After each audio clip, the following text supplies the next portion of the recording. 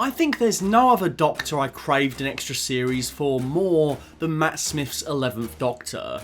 Sure, I could have done with 7 more seasons of Capaldi just because he was that good. It's that good. And it felt like Tennant's reign was never going to end back in the day. I don't want to go. But 11 getting an extra series would be something very different. Something that almost feels needed even to this day. Unlike the other past Doctors of the post-2005 era, Smith's tenure really ended on a low. After the dizzying highs of Series 5, the, I would argue, noble ambitions of Series 6, Series 7 came crashing down with a whimpering thud.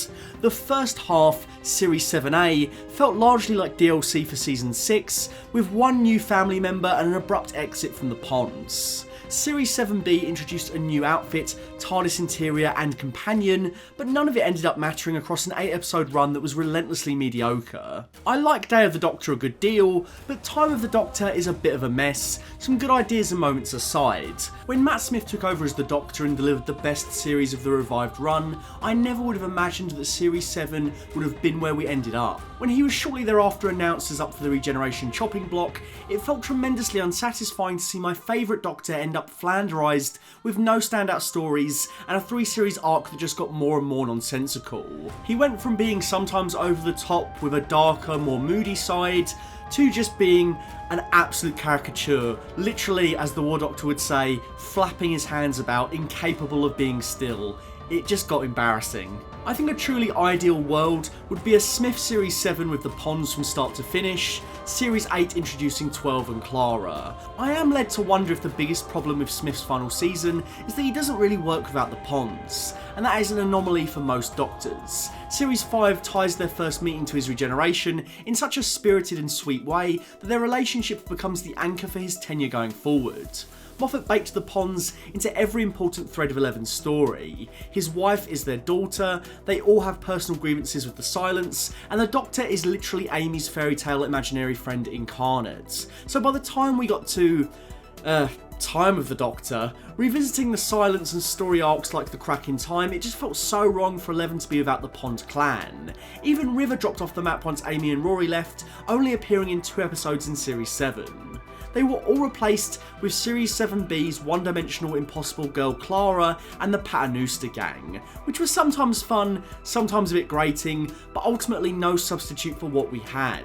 If this was any other show that had made such a concerted effort to forge a family of 4 in the Doctor, Amy, Rory and River, it would make no sense to write them out midway through the 3rd season. Doctor Who is an engine of change, and that is why it has survived for as long as it has, but sometimes it makes changes for change's sake. I wish Moff and the Beeb had signed up the ponds for the full 13 episode series and tied off the Silent stuff in a more direct and satisfying way. Sidestepping it with all this fancy new shit like TARDISes and outfits instead of picking up the questions of Series 5 and 6 was a mistake.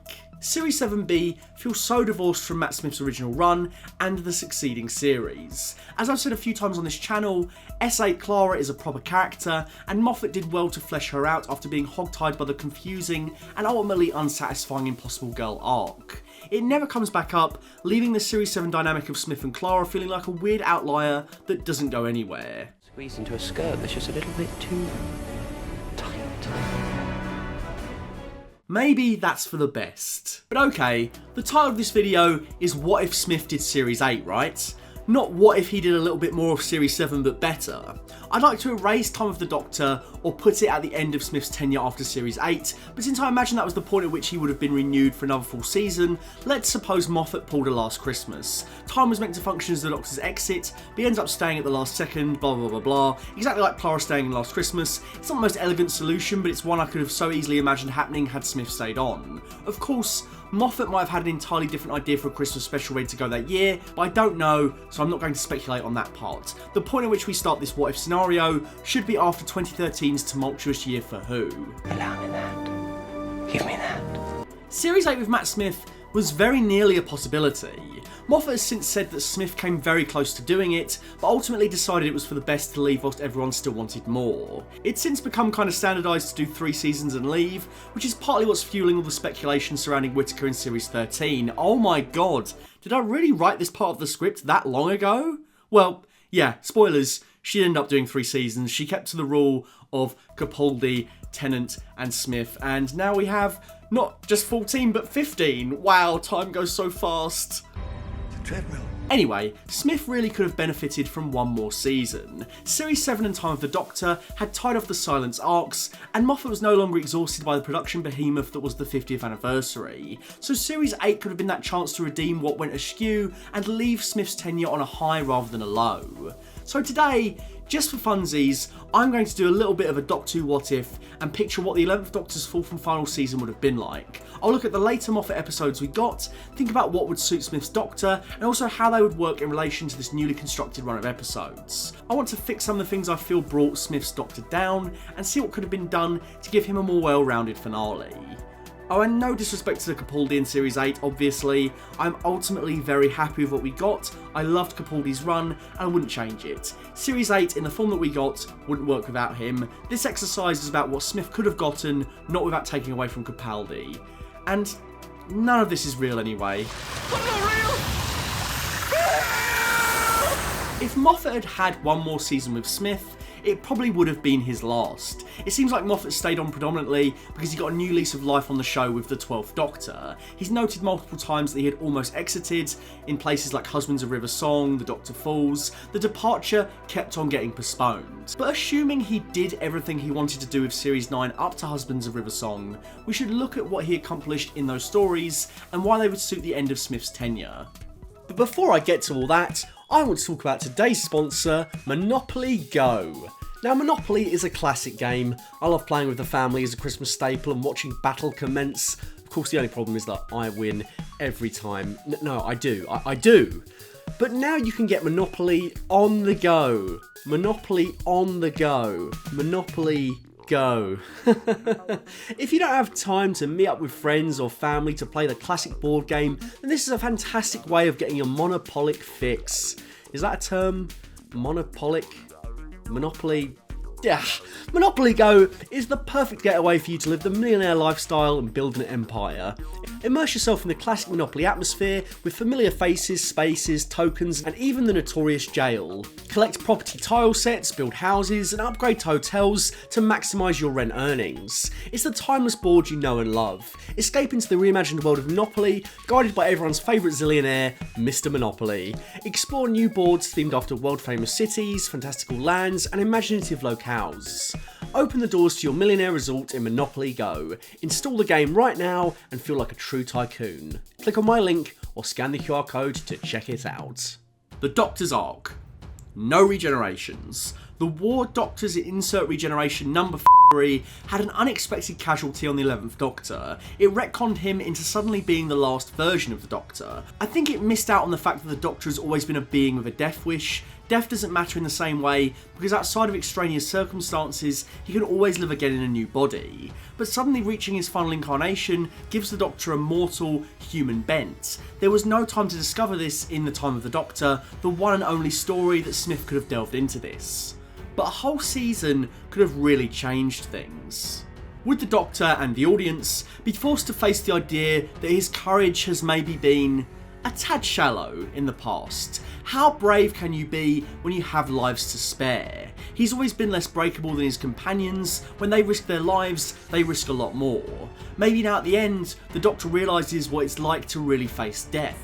It could simultaneously cast new light on his genocide, but also every enemy whose life he had taken. Only now when he is faced with oblivion does he fully understand the cost of killing.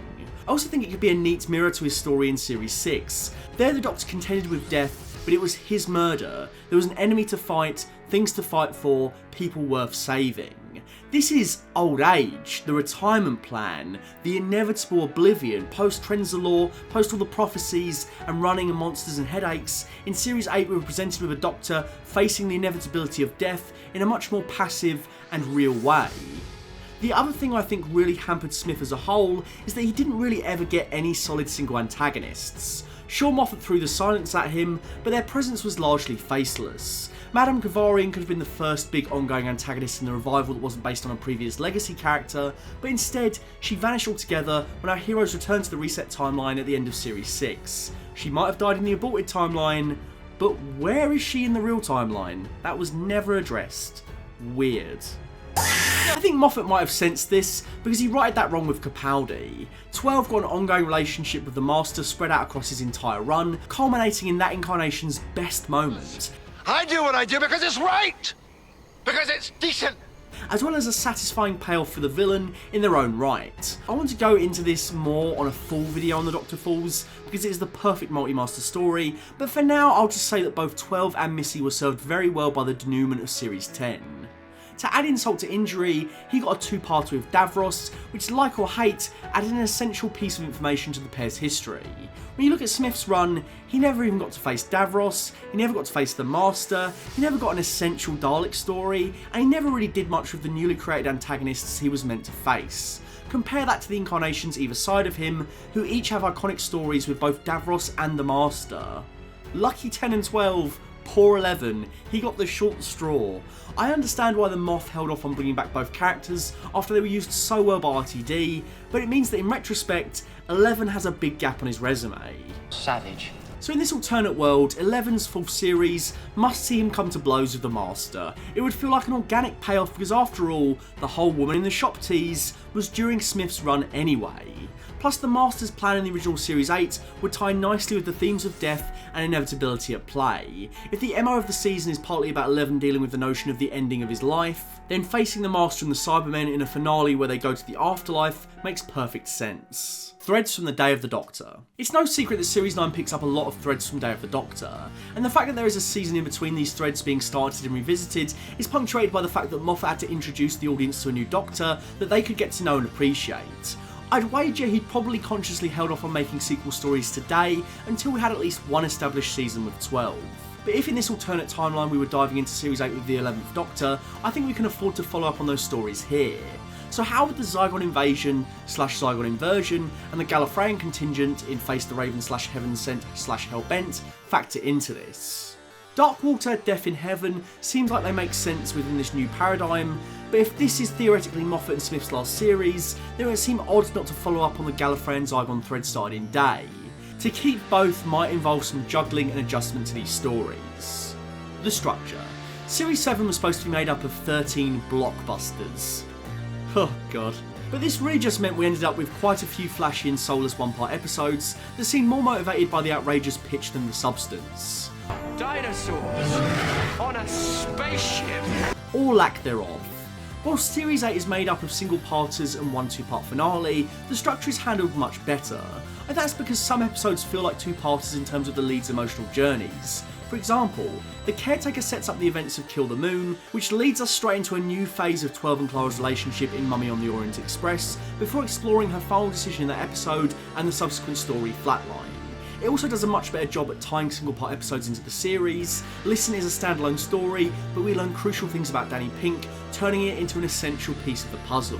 Because we learn new things about Doctor and Companion in a way that builds upon what happened previously, it means the order of the series matters. Clara's first series features a bunch of stories that I feel you could place in any order, aside from the first and last episode. What happens in Hyde, or Journey, or Nightmare in Silver that means you couldn't watch any of them first? The Impossible Girl arc isn't given any meaningful explanation until the Name of the Doctor. Series 7 doesn't work because the arc surrounding Clara is plot-based and can only be resolved through technobabble. Series 8 might opt for mostly single-parters, but their connection to the Companion is rooted in character development rather than the promise of a twist. So going into the 11th Doctor Series 8, I think the latter is what we should draw from. It also gives me confidence in the idea that this hypothetical series could still work even if it's predominantly single-parters, so long as the journey our leads go on anchor every adventure. No more blockbuster episodes for Smith, and maybe just no more blockbusters for Smith. Terminator Salvation, Morbius, very nearly The Rise of Skywalker, though I guess Matt Sif dodged a bullet there. Having said that, most of the best stories that I want to include, such as the Zygon follow-up, could only really work as two-parters. I don't want to cheat the slots. We have 12, as per what Capaldi got for his Series 8. Considering stories in the order, so Time of the Doctor ends with 11 being granted a new set of regenerations by the Time Lords. This gesture is from a faceless benefactor and ultimately shallow. Sorry Moff, but I've never really liked it much, so let's downplay the importance of this and suppose that the Time Lords were crueler and more calculating than this. They've given him enough energy to hit the reset, go from being old back to being young, but this has just prolonged the inevitable. His final stand was always meant to be Trenzalore, but the Time Lords ripped that from him. They give him just enough to keep the life support on. just enough so the Time Lords can get what they want out of him. The problem of regeneration is not solved at the conclusion of time, when Smith has one more series to go. Obviously there's some resolutions and payoffs across the Capaldi eras that only worked because they took time.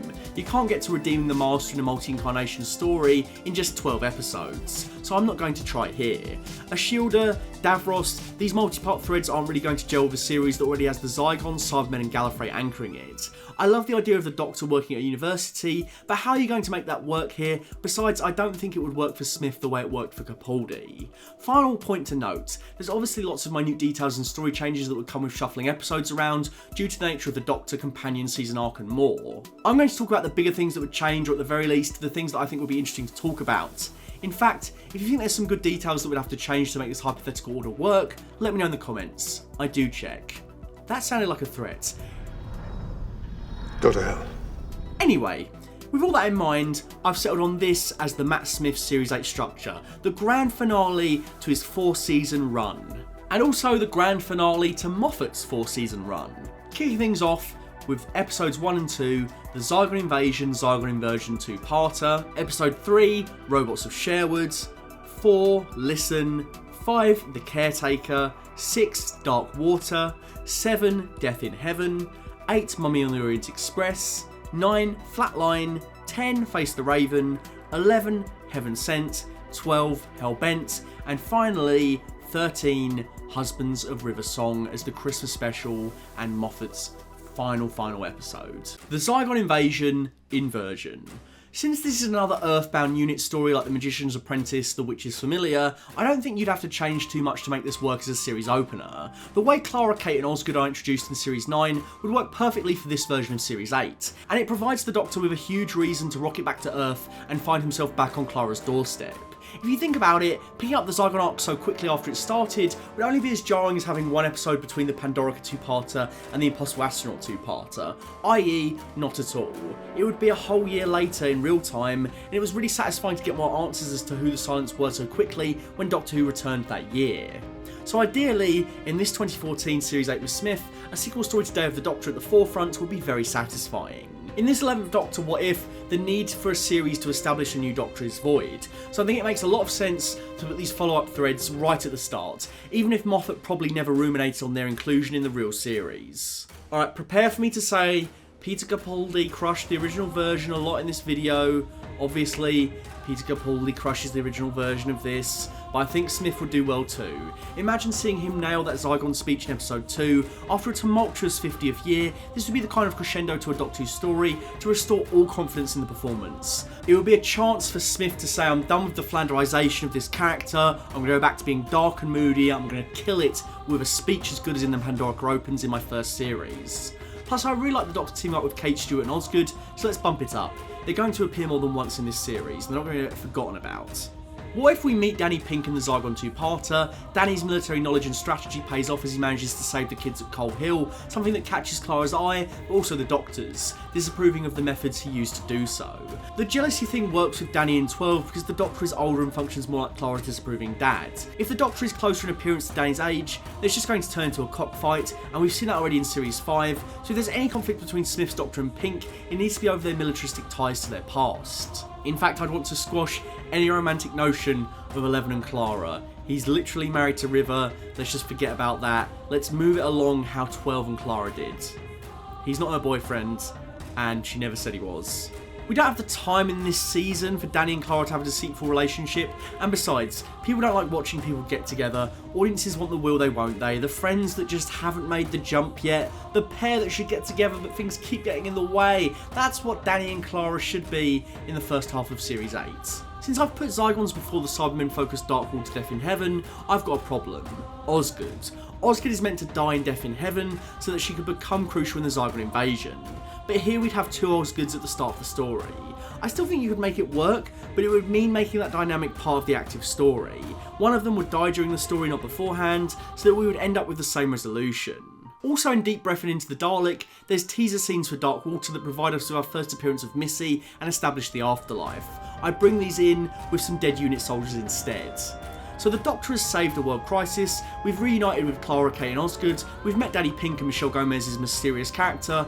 Ooh, wonder who she could be. The stage is set for a great season. Robots of Sherwood. I feel like this pick is going to get the most flack from Whovians, but my reasoning is solid. I still want this to feel like a full season of Doctor Who. It shouldn't just be chock full of universe-ending, darker two-parters with legacy monsters and earth-shattering revelations. Episode 3 in every season is usually where the TARDIS team kicks back for a fairly low-stakes romp, and this series sorely needs a historical. Robots of Sherwood is a light-hearted story that's full of campy hijinks, and I think there's a lot of laughs to be had, both with the episode and ironically at its expense. I know some of you might groan at Sherwood's placement on this list. I'm not the biggest fan of Mark Gatiss' writing myself, but for what it's worth, I think this story is funny and the kind of campiness that Doctor Who should revel in. Smith spars well with Tennant in Day, so I think this would basically be a little bit more of that with Robin Hood, bring back the 11th Doctor's ego and poke fun at it, plus we could still tease the work of 3W here as the original did. Listen, maybe putting Listen in the same season as Heaven Sent is overkill, but I like where this comes in the original Series 8, and it would be perfect to get Smith back to that darker intensity after the Flanderisation of Series 7, whilst the date between Danny and Clara is pretty wet and nonsensical. Who tries again on the first date after walking out twice? Just pretend you got to go like a normal person. The stuff with young Rupert Pink is great and integral to the overarching Danny Pink story. If I was going to be extra picky about this episode, I would suggest don't have the conflict here be the pair on a date, make the situation Clara asking Danny out on a date, set it in the school hall after the kids have been sent home and everyone's marking papers. The melodrama of the date undercuts some of the darker elements of this episode, and I just don't think it works as a scene. Again, they're walking in and out, like the chemistry isn't quite working there. Overall, I do believe with a strong contingent across the first 4 episodes, Danny and Clara will have enough of a relationship to make us care when it gets to dark water. It's not about quantity of episodes, it's about the quality of the time spent with the characters. Steve and Peggy share 1 2-hour movie where they talk about a date they can't go on, and we all still wanted them to get together 8 years later. So I think already Danny and Clara's dynamic is explored well in the Zygon Invasion Inversion, as well as Listen. But there's one more episode I also want to squeeze in regarding these two.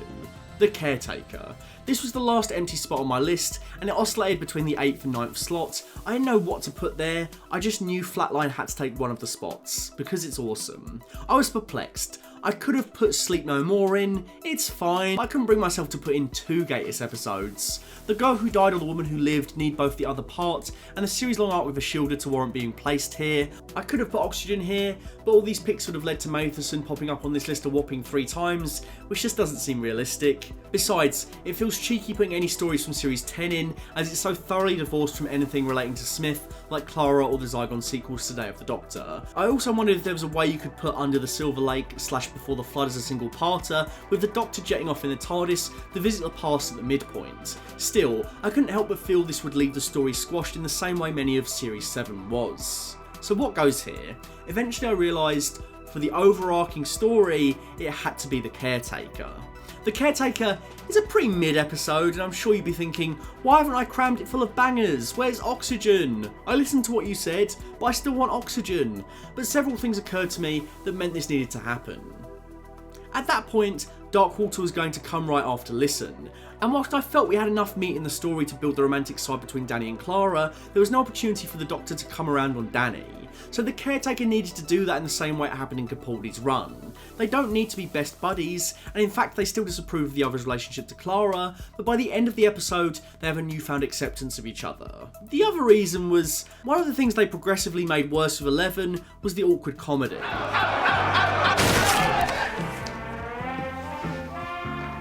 In Series 5 he says the wrong things and makes awkward remarks, but he's still got an air of charm about him.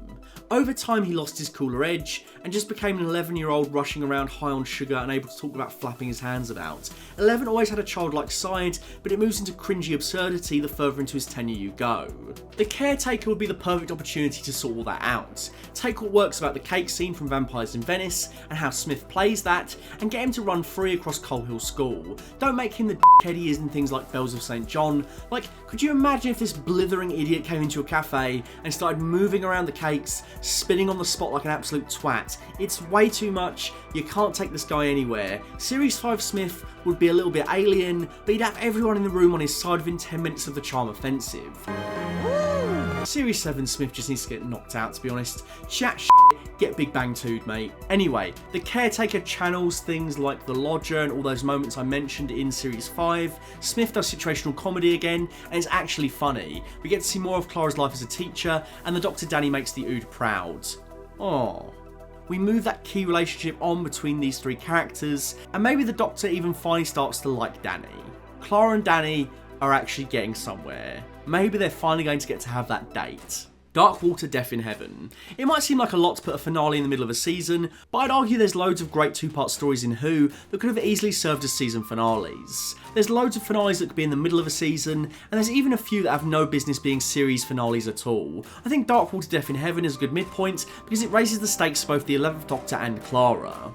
The latter loses Danny Pink, betrays the Doctor, and is brought to her most desperate. This is a deeply personal story for Clara, and the shot in the arm the character needed. The 11th Doctor gets to squash that antagonist's problem. Would Michelle Gomez's Missy work for the 11th Doctor? Of course. I really think the calibre of Doctors and Masters on the show has really been top notch, and to some degree any of them could play off another.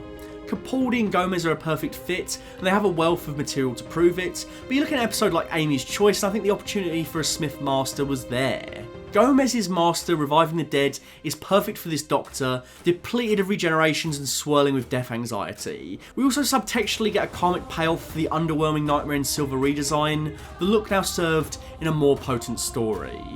Not that that was Neil Gaiman's fault. Mummy on the Orient Express. Now, Mummy on the Orient Express was the follow-up episode to a sticky point in 12 and Clara's relationship, so I think in this new version of events, it's perfect to slot in right after Death in Heaven.